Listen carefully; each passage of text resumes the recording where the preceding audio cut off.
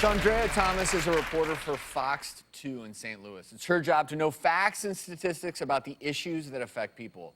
But Sandra was shocked to learn about a particular cancer danger that ultimately affected her own brother. My brother Turan was a tall, good-looking guy with a sense of humor who loved his family, fiance, and friends. We always fought over cookies and the remote, but we always found a way to share. Life was good in the summer of 2011 until I got a call that would change my family forever. Turan told me he was diagnosed with melanoma skin cancer. At first I thought, how could a man of color get it?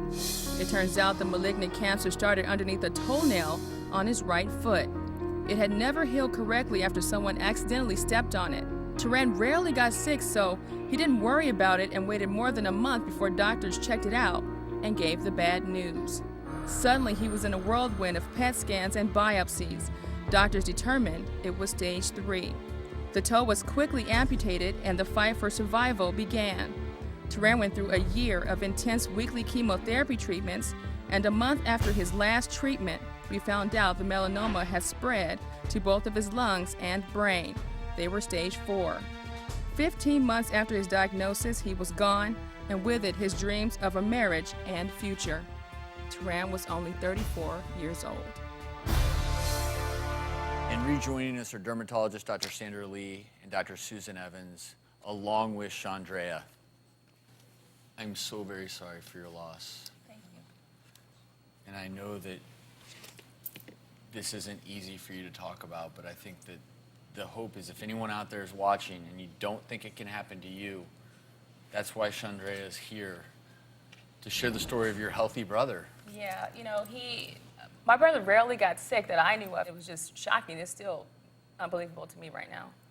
Did you ever even think about growing up that, were you in the sun a lot, or was it even something that crossed your mind? Absolutely not. We lived in Arizona, grew up there mostly, but we pretty much ran from the sun because it's such a piercing, heat.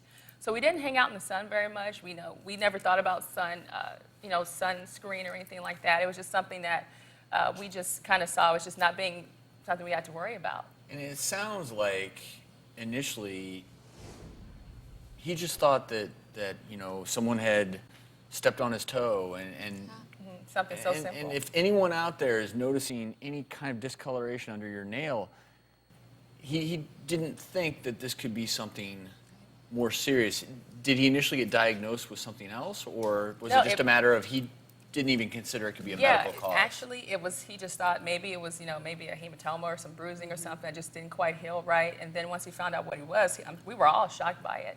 And I heard that when you did research about it, you noticed that there is actually someone very famous who has passed away the same way, Bob Marley, the famous reggae singer. I mean, the same thing. It was in his toenail. And that's the scary thing, because most of us at some point have had like a bruise on our toenail. We've slammed it or our finger, and we get this bruise there. And it's very important to differentiate that between a subungual hematoma and a subungual melanoma, because which are just things that you see under the nails. Right. They both come out the nail. The big difference is that a hematoma will gradually grow out. But it's so great that you're sharing this story, because I see so many in my practice, and people don't think that they could get melanoma if they have more pigment in their skin, and not just African Americans, but Indonesians, Asians, Latinos, a lot of people, and they think that they have enough melanin that they don't really have to worry about this cancer, but that's not true. And it is in areas that is not sun exposed. It is on the palms, on the soles of their feet, and it is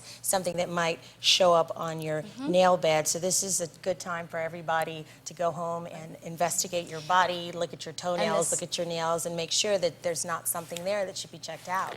And that picture there too showed something interesting. They have pigment too on this proximal nail fold, and that's actually a sign that we look for as dermatologists. It's called the Hutchinson sign.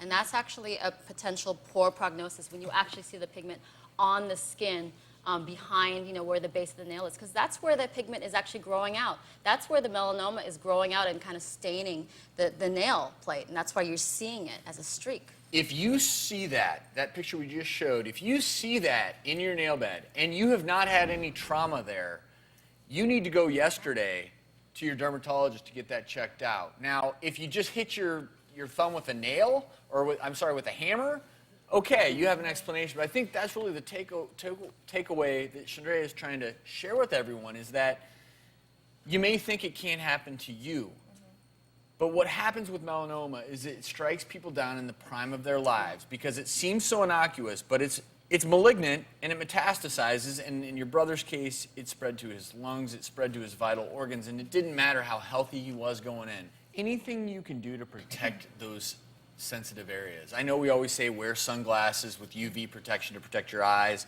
You know, when you start thinking about your nail beds, you know, people are thinking, well, I don't know how to get sunscreen on those. And No, you know, well, sun is a factor certainly in the development of melanoma, but you know, a melanoma can occur where the sun doesn't shine. So that's something important to know. And you know, just to be vigilant, just to watch and make sure that things aren't changing, that you don't have this, we really get all of our moles, we really have all our moles by our mid to late 20s. So if you develop something new, or certainly one of your moles is changing at that point, that is really something to bring to the attention of your dermatologist. And Sandra, something I want you to tell our viewers, especially women out there who never take their nail polish off. I'm sure you've learned. Oh, yeah. Take that nail polish off. And you know, it's kind of interesting, too, when I was doing the research and doing the story about my brother, the most shocking statistics that I found were that a person dies every 57 minutes from skin cancer. And I'm thinking, that's major. You know, so I think if people just kind of acknowledge and understand that this is not something that you just have to ignore, it affects all of us. Yes. There's this illusion, and you know, I would say in the Black community a lot of times that skin cancer does not affect us, and it does affect us. My brother is a classic example of why it affects us. Yeah, it's real. And even 1 in 5 Americans in their lifetime is going to get skin cancer. I mean, it's very, very prevalent, and it's on the rise in African Americans. And the trouble is when it's diagnosed, the 5-year survival rate is just 77%, opposed to Caucasians, it's like 91%, like, as in they're catching it earlier and they can do something about it. But And Sandra, you coming on this show and sharing your brother's story, I know beyond a shadow of a doubt there are going to be people watching this show whose lives you've saved by being here today. I want to thank you for sharing your brother's story with us. And if you're out there and you have any concerns, you notice anything on your body, any skin changes, visit your doctor. We'll also have more skin cancer prevention tips at thedoctorstv.com. Sandra, thank you so very much. Thank you.